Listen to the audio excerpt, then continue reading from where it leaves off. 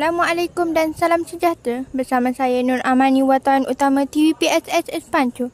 Hari ini, 24 April 2025 merupakan detik paling bermakna bagi pelajar SPM 2024 kerana segala usaha dan pengorbanan mereka akan dilihat hari ini. Apa-apa pun, tahniah diucapkan buat semua pelajar. Jom kita ikuti majlis perjalanan pengumuman dan penyerahan slip SPM 2024. Look who we are the dreamers. We make it happen, guess we believe it. Look who we are the dreamers. We make it happen, cause we can see it.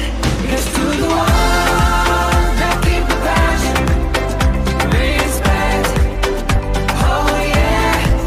Here's to the ones that can imagine, respect, oh yeah.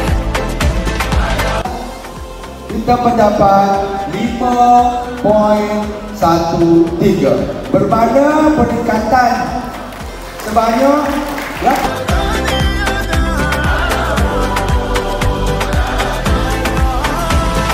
Gather round now, look at me. Respect and love the only way. If you wanna come with me. The door is open every day. This 1+2 rendezvous, all invited. This what we do, how we do. Look who we are the dreamers. We make it happen, guess we believe it. Look who we are the dreamers. We make it happen, cause we can see it. Here's to the ones that keep the passion, respect. Apakah anda telah menduga mendapat keputusan cemerlang hari ini? Pada mulanya, sebelum saya check result saya tu, saya rasa was-was sikit sebab hari tu waktu SPM tu, saya rasa macam wah susah je soalan ni, susah je. Saya macam fikir mungkin 7A 2B je, mula-mula macam tu. Lepas tu bila saya buka tu, saya tengok dengan mak saya, memang saya terkejut. Saya tak expect pun dapat macam tu. Saya rasa sangat seronok lah, sangat. Dia sampai saya menangis sebab terharu, sebab dah lama usaha kan. Kita penat bila kita dah dapat berjaya macam ni, kita akan rasa lega, kita rasa bangga dengan diri kita. Bolehkah anda kongsikan petua mendapat result cemerlang hari ini?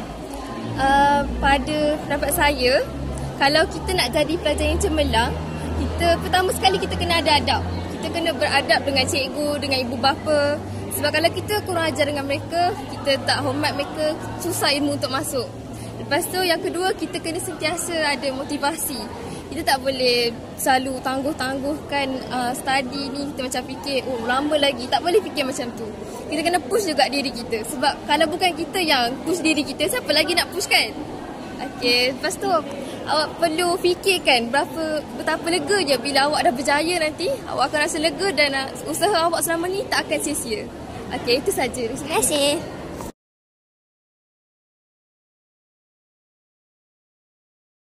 Apakah perasaan anda apabila diumumkan sebagai pelajar straight A pada tahun 2024?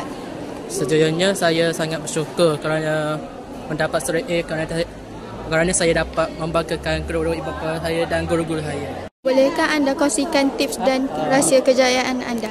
Antara tips kejayaan saya ialah sentiasa mengulang kaji pelajaran apabila pulang daripada sekolah.